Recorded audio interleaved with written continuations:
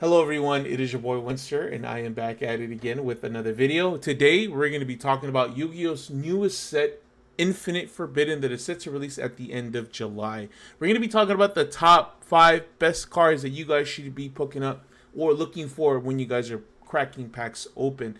I am telling you guys, these Yu-Gi-Oh sets just don't stop coming. And on top of that, this set has so much hype behind it. It reminds me so much of Agov. This is like Agov 2.0 with how much is coming in this set. But before we get into today's discussion, guys, you guys know the drill. Make sure you guys hit that subscribe button, turn on the notification bell.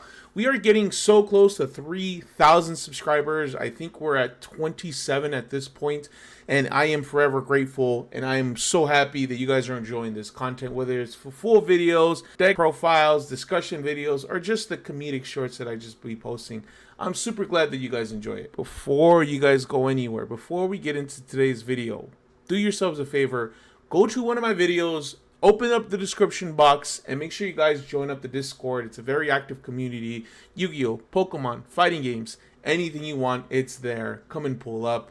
Hit up, give me a follow on all my other platforms as well. Twitter, TikTok, Twitch. Make sure you guys go give me a follow there. I have a TCG player store. If you guys want to buy cards from me directly, I will have a full link down in the description box, and helps me out directly, and it gets you the cards that you have. Hopefully I have what you're looking for. But let's get started on today's video. Okay, so before we get into my top 5, I have an honorable mention. As I was going down the list of Infinite Forbidden and trying to realize what cards everyone's going to want, I came to this card, Deceive Blaster, the Matchless Turret. Now, I really feel this card is probably going to go underneath a lot of people's radar, especially if it's like a common. And I hope that it is, because it has a pretty good effect in my opinion. Its monster effect is you can special summon this card from your hand, so a column with no cards. You can only special summon this card once per turn this way. Negate all cards and effects activated in this column. If this card is in the monster zone is destroyed, you can place it in the pendulum zone. Its pendulum effect.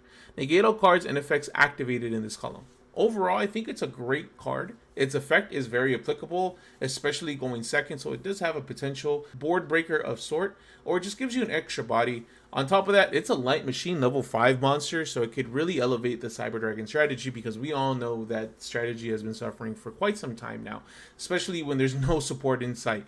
And back in the day, for those who know, who've been here long enough, I have been a Cyber Dragon fan. That was my first competitive deck when I first started playing Yu-Gi-Oh! Back when Infinity, you ended on Infinity and Dragoon with Verte and Dakonda when that card was still legal. Rest in peace, my brother Verte.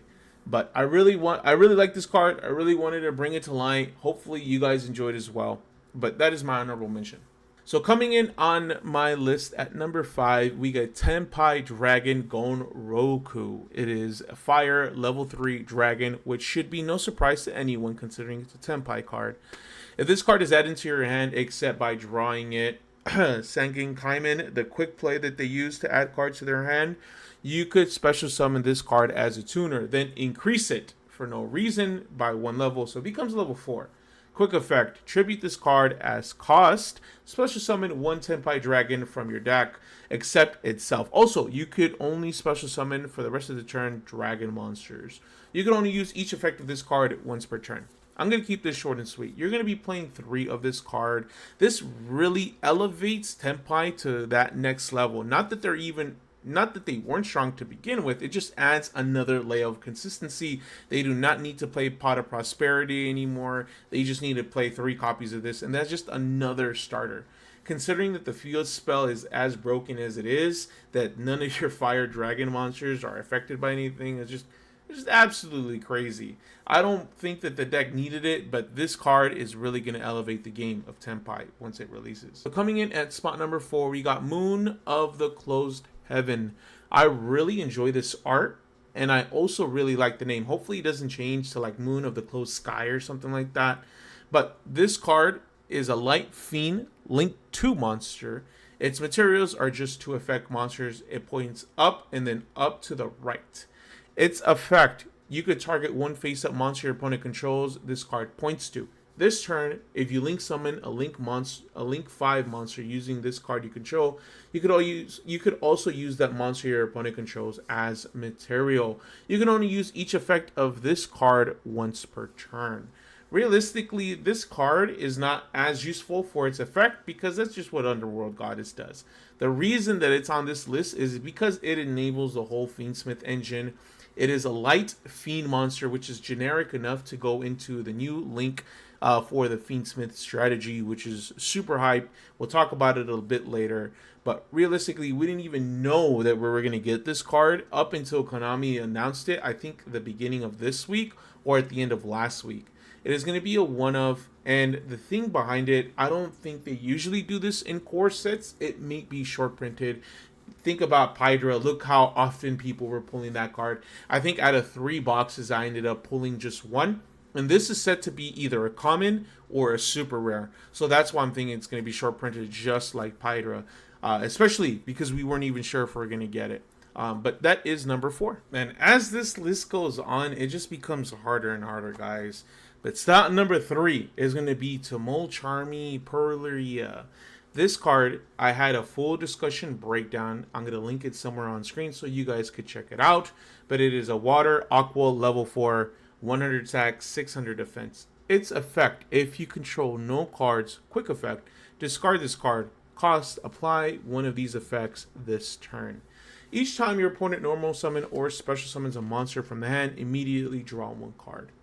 Once during the end phase, if the number of cards in your hand is more than the number of cards your opponent controls, plus 6, you must randomly shuffle cards from your hand into the deck so the number in your hand equals the number of cards your opponent controls, plus 6. You can only activate one other card of this archetype monster effect this turn. You activate this effect. So overall, it is a phenomenal card. I had, again, another breakdown if you guys want to check that out. But it's at Home Maxi. Let's keep it 100. We're so inclined to get anything that resembles Maxi in the TCG because it's been banned for so long. But that's not even the big issue. It's the fact that it's still a legal card at 3 in the OCG. Why can't we have it? Obviously, our community is a lot different. They get the card first, and it kind of falls on them to be the tester, and then come to the TCG, and we get the remnants of that. But again, I don't think it's really fair, in my personal opinion.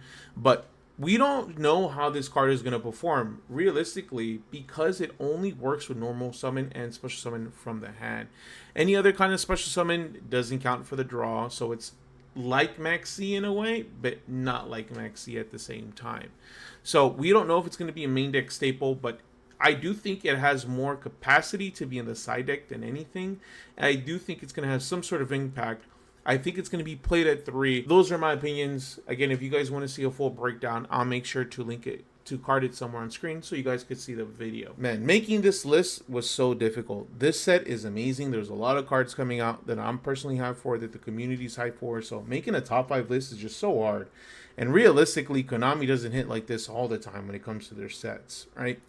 But we got 2 cards at my second spot. We got Astria of the Whitewoods, and then you got Reset of the Whitewoods. Both of these cards are phenomenal. They're part of a new strategy that is also releasing that have multiple cards in the set, the Whitewood strategy. It is a premier synchro strategy that is debuting in this set. I'm really excited. But not only that, this is also a phenomenal engine to work with like other cards, right? They're very popular with like the toy cards. They also work with Centurion because they special summon a light spellcaster from the deck. They're both light spellcaster level 2 monsters. They have their own effects on how to special summon, but they have a phenomenal way, and the engine for this deck is just really good. On top of that, they have the ability to calamity lock the opponent, so it stops them from playing. I'm sorry, guys. Look, forgive me, okay? Forgive me. I apologize. It's difficult to make a top 5 list when there's so many good cards in this set. But we got 2 cards at our number 1 spot. We got Fiendsmith Engraver. Okay, they changed his name. Fiendsmith Tractus. Both of them essentially search themselves. But these are probably one of the best engines to ever be released in Yu-Gi-Oh! It is very, very powerful. And what makes it powerful is that it works with any archetype. It makes any deck that's potentially low tier to a potentially competitively viable team because it goes into amazing strong cards. It goes into any other engine. I think the biggest highlight that you could go into Beatrice using this engine and potentially start sending stuff to the graveyard, which you would then be able to activate, or you'll be able to summon off and bring to the field, and thus pseudo searching it in that way. But on top of that is a phenomenal engine on its own. It has the ability to set up some negating, some interruptions, and all with the cost of one card. Either the Fiendsmith Tractus or the Fiendsmith Engraver. Discard Engraver, search Tractus, activate Tractus, and you just got the full combo off of one card. And the fact that it's a smaller engine just makes it even more powerful. When I think about this engine, I think of the Adventure engine. Super consistent, super good, but that was a very big engine, right? One Fateful Adventure, Draco back, Water Enchantress, Rite of Aramasir. That's a pretty big engine here. You just need 3 Fiendsmith Engraver and then 3 Fiendsmith Tractus, and you basically got the whole deck right there. And then you just need the extra deck monsters, and a lot of people are excited for those cards as well. That is going to be it for today's video. That is my top 5 best cards in Infinite Forbidden. Let me know what you guys think of my list. Should I make these lists longer? Sometimes I do, because it's just so hard to come with like a top 5 list. And there's like such a great set. Given Yu-Gi-Oh! Konami usually doesn't print out amazing sets like this, but these couple of past sets have been amazing. But let me know in the comment section what you guys think. What you guys think of the set overall. What's your top 5 in this set? Leave it in the comment section below, guys. That would be it for me today. Thank you so much for watching. Thank you so much for supporting. My name is Winster. You guys have a good one.